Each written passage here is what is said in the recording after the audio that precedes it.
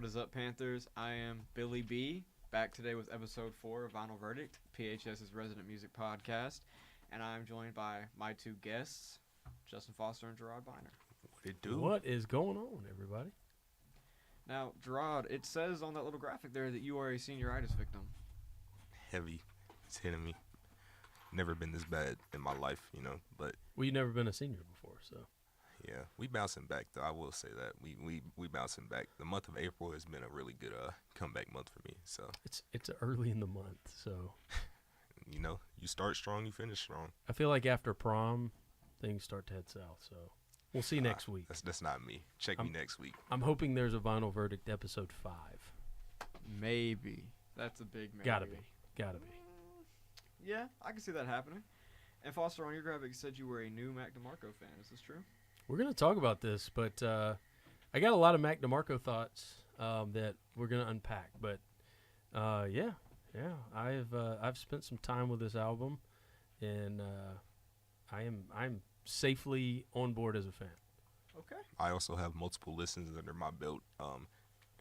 Earlier, never was the biggest Mac Demarco fan, but I got about 4 or 5 listens in within the past few weeks. So, gotta say, I would say I'm beyond that. I've spent some time with it, but yeah, we'll get to that. I don't want to get ahead of ourselves. yeah. The first album we're going to be talking about today is... Hold up. Song of the week. Oh, yeah, We got a song of the week. How could I forget? I don't even know what mine is, but yeah. My song of the week is going to be Go With The Flow by Queens of the Stone Age. Great drums on that song. Pretty good guitar work. Really weird music video. If you've seen it, you know. Who played drums on that track? I don't know. Really? I couldn't tell you. I don't pay attention to Queens of the Stone Age. It is not a member of Queens of the Stone Age. Well, I don't know if I think he may have played with them on this album. I could be wrong. Dave Grohl. Dave Grohl. Grohl. Wow. Of Foo Fighters and Nirvana fame. Gotta say, moving on to mine, it's gotta be Prototype by Outkast. If you like somebody, it's a good song to have. Good song to choose. Good song to listen to. I'd say definitely listen to it. Andre or Big Boy? I think I know your answer, but A lot of people say Andre, but Big Boy doesn't get the amount of credit that he deserves. have you heard his solo album, Sir Lucius Left Foot? No, I haven't actually. Got to check it out. Great album. One of my favorite tracks of all time, Shine Blockers, Big Boy and Gucci Mane. Never will get tired of this track. Check that one out. I would say that's my song. You know what? That's my song of the week. Shine Blockers. Gucci Mane coming in, scene-stealing verse, incredible chorus. One of my favorite choruses of all time. It's got a little bit of international players anthem, little bit of that vibe, but that was one my senior year of college. It dropped, and it was like that and Over by Drake were like the two songs that they were in rotation. That's what I was feeling as senioritis kicked in around spring break. Shine Blockers, 10 out of 10 song of the week. Gucci Mane has had quite the week this past week, I should say. Quite a career, quite a story. Have you heard? Oh, I've heard. I have heard. Crazy. And so we could spend some time on that. Let's get to it though. But Pooh has his name for a reason, and you should have known, Gucci. You should have known. So, moving on. Great song selections there. Yeah. All right. The first album we are going to be talking about today is To Pimp a Butterfly by Kendrick Lamar, and I am a proud owner of this album on vinyl. Where do I even begin? In terms of what rap is supposed to be, i.e. poetry in motion, few do it better than Kendrick Lamar. Maybe not even anybody does it better than Kendrick Lamar. He has so many textbook albums as like, you go within these parameters and you will make a successful album. His storytelling, his lyricism, all of that is on display in this album, and some of its highest forms. I think this is maybe one of the top 3 greatest rap albums of all time. And when I say that, there are 2 I would put above it. Enter the Wu-Tang, 36 Chambers, and Stankonia by Outkast. But To Pimp a Butterfly, in terms of what I think rap is supposed to be, it might be the greatest. production. There's so many good songs on this thing. When I pick a favorite, so many come into my head, like, okay, Wesley's Theory, but wait, King Kunta, but wait, These Walls, but wait, How Much a Dollar Cost. It's impossible to pick a favorite on an album to this level, to this degree, how good it is. It doesn't get repetitive. You can really throw it on whenever, to be honest, and it has a great story to follow. Great intro. If Ish hits the fan, is you still a fan? It's the biggest question in the last song of that album, Mortal Man. You know, the way this album really works, I mean, you start off with a question, and it progresses upon itself song after song, and it eventually turns into a poem. You know, I feel like this album in particular really encapsulate poetry within rap and poetry within music in general. There's countless amount of songs that I love. I've been listening to this for years, and it's hard to pick a favorite, honestly. Like he said, it's really hard to pick a favorite. You know, and it kind of proves that you don't need the biggest amount of features on an album to be a great album, and I feel like this album encapsulates that as well. But yeah, like you said, These Walls, the most iconic song probably that everyone knows, All Right, you know, all of that I feel like it's perfect. So I've got a lot of thoughts about this album, and y'all started us off really well with an album that you called it the top 3 rap albums of all time. Yes. I don't know if it's a rap album. Like, my biggest issue with this album look, it's a classic. It deserves the accolades. It's bigger. It is an iconic album. There's so many incredible moments on the album. I think what always stopped me from revisiting it as much as I do Kendrick's other albums. What's the first banger on this album? Like, the first where you're just like, your face twists up because of the rapping. I'm not talking about musicality. It is his most musically diverse album, I would say. It's all over the place. There's jazz influence. There's funk influence. You're getting James Brown. You're getting Dungeon Family. There's a lot of Erykah Badu here. There's not as many traditional rap influences that I think pushed a lot of people away. There are people who are like, oh, it's whack. It's this, that, you know. Good Kid, Mad City is my favorite Kendrick album, but I certainly can argue this is the best Kendrick album. But that's my first question. What's the first banger where you're like, because you want to say King Kunta, not really a banger. It's more of like a James Brown kind of. I want to say. Well, you're ignoring Wesley's Theory, to be honest. The album opener. I don't think it's jazzy. I mean, when you open up, it's not a trunk rattler, right? It's not one like Backseat Freestyle or Don't Kill My Vibe, right? Yeah. So I think that has always been what has stopped me from revisiting this as often as you would other 10 out of 10 type of classic albums. It is very weighty. There's a lot of mid-tempo R&B kind of vibes, contemplative stuff. Y'all don't know Tom Waits. Tom Waits is like an experimental songwriter that is kind of difficult to get into. I hear Tom Waits on You, which it's not one you're putting on as a banger. It is an incredible track. Yeah. But it's a heavy album, which it's impressive that a younger generation is connecting this, because you call it poetry. I think Good Kid, Mad City is a movie. Like, it's very cinematic. This is like a very difficult novel, and it's one that every time you revisit it, there's something that pops out. There's all these lyrical themes. There's the themes of his identity in the big picture, as opposed to his identity to himself, to his community, to being a celebrity. So rich a text. But yeah, what's the first banger on the album? I mean, when you open it up, like he said, you do have Wesley's Theory, but when you take the word like banger, I don't really think of it as like, they're all like exceptional songs. but like trunk bashing music, I really don't think there's necessarily a trunk basher on this album. If you really think about it, There's a few.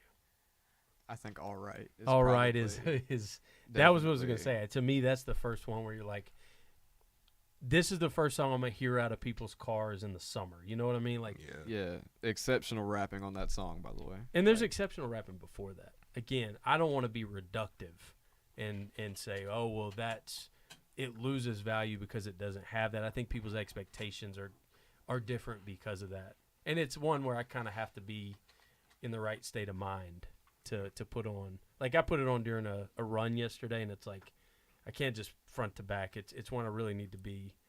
My attention's on this, and I'm not trying to like get a personal record. Now that you say that, I do kind of realize there is a few, but All Right definitely is like the one that you throw on. That's like something that you throw on for like the homies who aren't as musically inclined as you are. And you know, you got them in the car, and you kind of, you know, I feel like that's something you throw on when you're not trying to. Yeah. And again, I don't want to become the people that I roll my eyes at when talking about this. Oh, it doesn't have the bangers. That's not what I'm saying. I'm saying it's a different thing. And I think his objectives on this are bigger than just rap, which is a good thing. Yeah. I also do want to say that this album might be inaccessible to some because it does have some uncomfortable themes and uncomfortable topics For sure. that people may not want to face, such as the ideas of racism and things like that, just how it is in America. So I definitely think it is, to some, not as accessible, but I think, honestly, for me, that makes the album better. Because when you're able to tackle hard, uncomfortable topics like that in a way that is very tasteful and very real and beautiful, I think that can really send an album from good to exceptional. And that's what he does here. He tackles these themes in such a way that it feels natural, it flows, and there's also some themes on here of self-love and finding out who you really are. And I think that this album is one of the most thematically inclined albums I've ever listened to in terms of how heavy, and there's just so much to analyze here. I could talk about this album for hours, to be honest with you. 10 years later, like it's 10-year anniversary is this year. I mean, 10 years later, you're still gonna you still hear people listening to this, finding out new things about it. And 10 years after that, you know, I'll be sure to show my children what this album's about. So I mean, Can we also talk about the cover? oh yeah, Iconic. Absolutely. I think an album's cover says a lot, and this is one where the cover it does a lot of heavy lifting. The title does a lot of heavy lifting, and just perfectly encapsulated. I would also say, you talked about the themes. I think every album he does is in conversation with the other ones. Mr. Morale is very inward. It's all about him personally. But I think this is the only album where he's always acknowledged, like, hey, people expect me to speak for a generation and be this bigger, platform, which he doesn't want. But I think he rejected it after this album. I do think there's some of that. All Right was a protest anthem. And yeah, that song was literally used for protests. If you guys didn't know, the Piece by Piece movie, the Pharrell Lego movie or whatever, yeah. he goes into it about him on the backing track with his vocals and talking about the story behind the song and all that. You get like that piece from Kendrick of him talking about it as well. So I think that, yeah, that's really a big factor. All Right is really it's a protest song. And seeing it in videos of people out singing that song, it's like, that was the moment I was like, okay, this is a lot bigger than, just the album, that Kendrick had kind of transcended. And it is a weird thing. Like, y'all are growing up with this as he is already established and he's already that guy.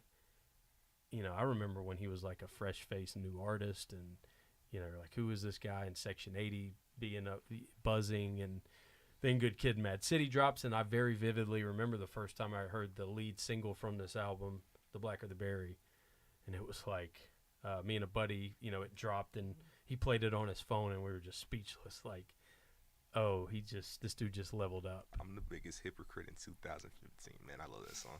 And again, he's engaging with this, like, okay, y'all are, I'm supposed to be this figure, and what do you do with that? Just incredible track. Yeah. I mean, and you could say that for really any song on this album. But to speak more on All Right, it is, as Pharrell and many others have affectionately coined it, poetic justice. And while we're on the topic of All Right, that music video, man, there's a lot of iconic rap music videos for the 21st century, but I think that is honestly one of the most iconic rap videos of the 21st century. I couldn't name a single person who hasn't seen it, to be honest with you. Him just flying through the streets, and it's gorgeous. Even some of the snippets, like the few like two of the snippets in the song. I mean, some of the most iconic snippets. Kind of hurts my heart that those songs never got released. Like Cartoons and Cereal was one of them. It was in there, but yeah. You can still. Yeah, is that not on streaming? It's not on streaming. It's streaming. Like I have to go to a Spotify podcast to listen to it. See, I go back to when we used to just download. It wasn't like streaming. We'd download all the stuff we wanted. So I had it downloaded back at that time. But yeah, that's kind of a thing with a lot of rap music, like mixtapes and unreleased songs. That's the downside of streaming, is that we get to the point of, like, if it's not on streaming, we're not regularly listening to it, which is a shame, because that is a banger. It's a banger. Scary, yeah. It's kind of scary in a way, because as streaming progresses, there's going to be some lost media eventually. Yeah. Eventually, when it gets to the future, it's going to be lost media. People are going to forget. That's why I refuse to get rid of my CDs. Yeah. My wife is, much to her chagrin at times, like, we can box them up, but I'm not getting rid of them. Yeah. And that's sort of why I have this on vinyl, is because I acknowledge one day it might be lost to time, and I want to keep a physical copy of it, because it's beautiful to look at too. Oh yeah, absolutely. And I think no one does storytelling in rap better than Kendrick, because he has arguably one of the greatest, if not the greatest, rap songs of all time, off Good Kid, Mad City, Sing About Me, I'm Dying of Thirst. That song's storytelling is on a whole other level. And then you have a song that's a little bit more simple, but still a great story, Duckworth. The whole album that's off of is literally a story front to back and back to front, two different stories. It won a Pulitzer Prize. I mean, you take two strangers and put them in random predicaments, give them a soul so they can make their own choices and live with it. That is one of my favorite verses of all time. I think Kendrick really exceeds himself when he is able to take time to make something with a lot to unpack. And that's sort of my main issue with GNX, is I think it's a great radio album. I think it's a great album you can throw on for a plethora of other artists. It could be their best work, their magnum opus piece. But compared to the rest of Kendrick's works, I just don't think it's not bad, but it's not on the same level as most of his other works. I think it kind of shows his maturity in a way, how he's progressed throughout the years with his different albums, with his different works. I recently had a re-listen to it. I re-listened to it a few days ago, and there's arguably like some songs on there, they kind of, you can hear like touches of his old pieces in that album, which I think I still think it's an underrated piece, in my opinion.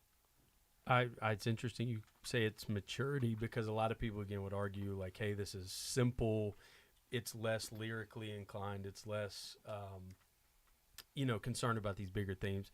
I kind of looked at that he knew he was going to do the Super Bowl, and he made an album for it.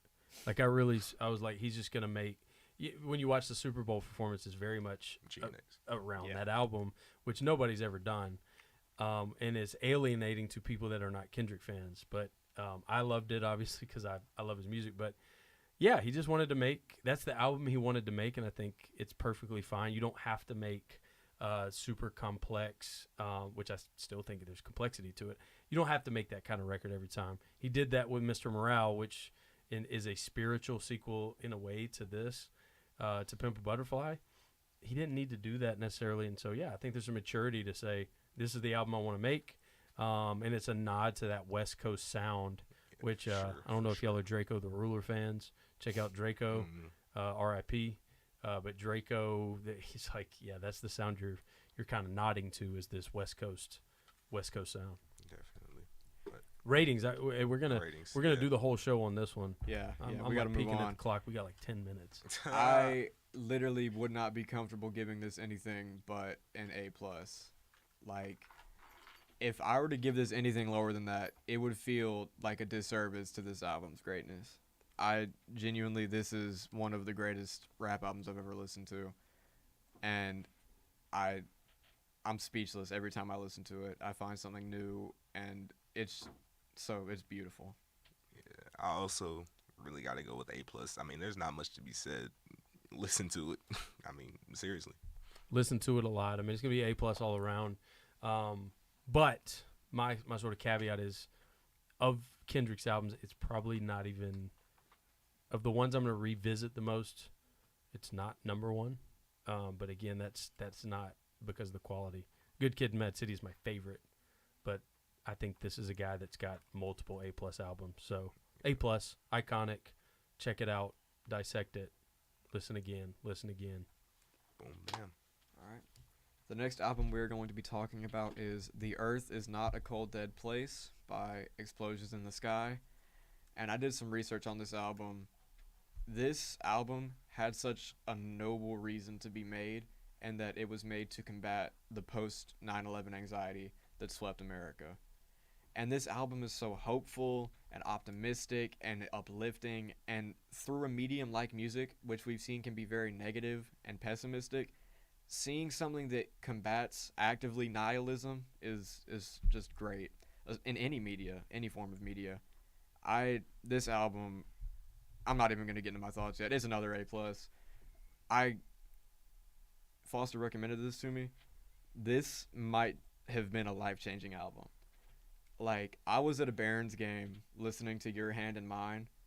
Batter hits a 2 RBI double as, like, the song's picking up. I genuinely shed a tear.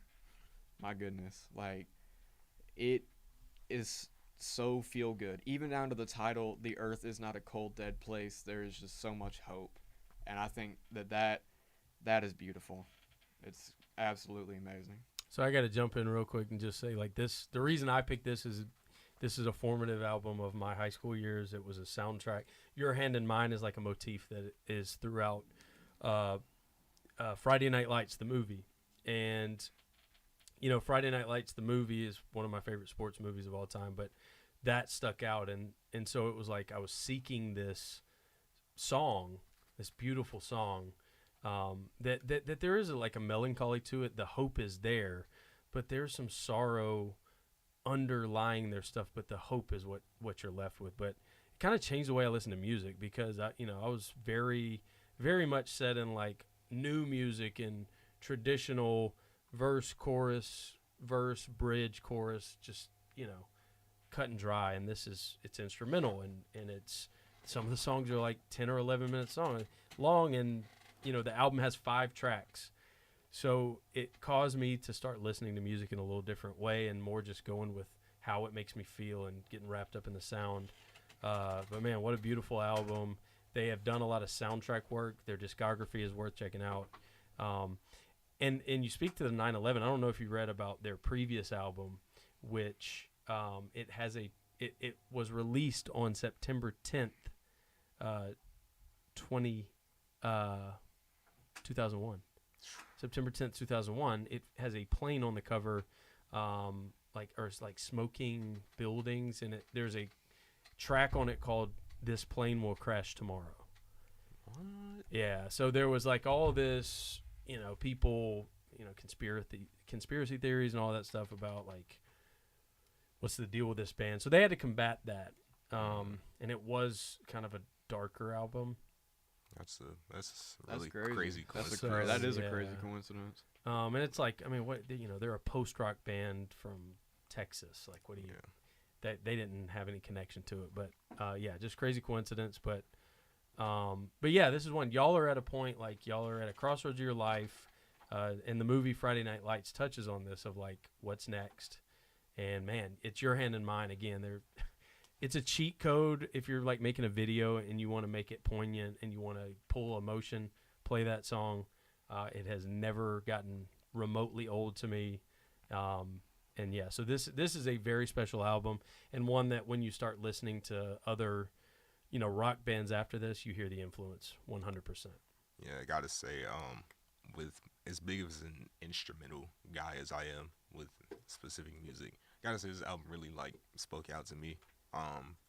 It's very beautiful, like you said, melancholy. It has its melancholy moments, but within that, you can see that sorrow, and I mean, even the last episode's album with Masayoshi Takanaka, I love instrumentals, and I don't really have a lot to say because I have to dig deeper into it. I have to listen to it a lot more than I did, but for me, it's an A. I gotta say A+. When he went A+, I would have said A, but it's an A+ when I look at what it has done in my life and how formative it's been. I do have to shout out another of their albums. I say, Time and Place, how great music does that. I remember, again, I'm looking so I don't butcher the title, The Wilderness, an album that came out in 2017. When my aunt was dying, she had pancreatic cancer, and we, in and out of visiting her at the hospital. I just remember listening to that album in my car, leaving the hospital, and I think it was the first time I realized, without doubt, my aunt is going to die. And that'll just always, the way music, yes, beautiful, happy stuff, but that's one of those moments where it was you're going to remember this. Yeah. And so, yeah. So good, bad, and that's, it was a bit of a comfort to me, though, that this, I'm listening to this beautiful music, having this painful realization. Yeah. So I know we got to get to our last one, but great album, so many memories, and happy to pass that one on to the next generation. Speaking on the football media, though, I've not seen Friday Night Lights. Oh, you got to watch it. My football media knowledge is limited to Blue Mountain State and Blue Mountain State only. You got to watch Friday Night Lights. It is a different type of football movie. It is not, there's, and the book's fantastic. TV show's really good, too. But, yeah, that movie is awesome. All right. Moving into this final album, we're going to be talking about This Old Dog by Mac DeMarco. And it, unfortunately, is in the episode where we talked about two albums that are some of the greatest things I've ever listened to. So it kind of gets swept by these other two albums. I can't lie. It's still a very good project, though. I think that the closing track on this album, Watching Him Fade Away, is up there with Videotape, the closing track on In Rainbows, as one of the most depressing things I've ever heard. Just a little context, the story behind this album. It talks about Mac's family and focuses in on how his dad, who was abusive and abandoned him when he was young, was diagnosed with terminal illness, and basically the last song is just about Mac watching him slowly die and how painful it is, despite the fact that he knows his dad was terrible and he barely knows him, but he still feels that pain. And that is probably the heaviest thing we're going to talk about this episode, is that. I think a close second is Moonlight on the River. That is an absolutely exceptional song. There's not really a bad song on this album. I will say my only issue with this album is, I guess the first two tracks are kind of hard to get through. But then I love the first two tracks. But then you get to the third track, Beyond, where I really find such enjoyment from this album. I would have to give this about a B to a B+. I'm in between the two. Yeah, personally, gotta say, kind of makes me a little sad to listen to it. I remember one night I was falling asleep and I just had a playlist on shuffle, and I had it on the playlist at the time, and it came on, and I woke up in the middle of the night, and it's in the middle of the song, and it's kind of it kind of scared me a little bit, because as it gets closer to the end, it kind of riles up. Yeah, and it gets those weird noises. Yeah. It kind of scared me at the end, but I don't know, listening to that song and listening to that album in general, it has this sadder feeling to it. But I gotta say, for me, it's probably a B+. I know we're running out of time. I heard that bell, but we'll wrap up as we need to. I will say with Mac DeMarco, Was not a fan before digging into this one. I'm happy to revisit. I was always told, like, my impression, at least from the media and what was said about this album, was that it kind of dulled the edges of what made Mac Demarco distinct, and that's kind of that slacker vibe. Oh, he's chain smoking cigarettes, and he's like, a guy who probably doesn't wear deodorant, and he's just the guy you'd see barefoot at his shows, and he was like the generation where, like, okay, I'm a little older, and there's this hip new generation of kids that, I felt a generational divide with his music. It's like, okay, Mac DeMarco, it's like what the kids like nowadays. But this was a more mature sounding album than, Salad Days was one I've struggled to get into. I should revisit it. And 2, I think, is the one before that. But I like the mature sound. I am at a different, My Old Man, the song, when you give me this context of what it is really about and those themes, that's a lot heavier than what it comes across on the album. But I'm seeing a lot of My Old Man in me as at this point in my life, so I connect to that. I think there's a beauty in a lot of these tracks. There is a great overall feel to the album. It really holds together as an album well, and it is one that can easily blend into the background, and I can kind of turn it up whenever I need to. So I was a big fan of it. I like the feeling of it overall, and it makes me want to check out more of his music. So I am right there. I'm gonna say B+. I mean, this is not, it's not gonna be on any lists with To Pimp a Butterfly, no. But it is certainly very pleasant surprise for me, and I'm like, I want to check out more of his music. Sister, what a song. It's like a minute and a half. I like how the theme, the dog theme, the aging, and then this old dog, like, it's like this term of like, yeah, you old dog. It's kind of a nod to Mac DeMarco's, persona a bit, but then what happens to an old dog, Billy B? They get put down. They get put down, and if his dad was passing away, there's like this duality to that. So saying that, it makes me like it more. Now I want to revisit it knowing the context. But, yeah, I'm a fan. And I got to say, a lot of value, I think, in this podcast, regardless of our viewers and listeners. It's cool to be turned on to new music, to revisit old favorites, to share those and talk about it. So I appreciate the invite, and happy to see, even though it's senior year, you found your voice doing this, and it's a lot of fun. Yeah. And I think that music doesn't need these heavy themes to be great. You can have a great album that is just turn your brain off, vibe out. Like something like we talked about last episode with Masayoshi Takanaka, like Brazilian Skies. There's literally nothing to dissect there. It's just a vibe. But when you have albums like To Pimp a Butterfly and This Old Dog and The Earth Is Not a Cold Dead Place that have these heavy topics and themes, it can really amplify the listening experience. Because just like any form of media, it helps us develop our brains a little bit, I think, to analyze these things, to dissect things, and to really absorb just any themes. And it helps gain a new perspective on a lot of things, especially on life. So and death, like I said. I mean, human experience, shared human experience, sorrow, and even in those very dark moments, as I was saying, like, music is a comfort, and it's something that is going to connect us to our experiences and make those deeper and more meaningful. Absolutely. And that's kind of why music's beautiful, Yeah.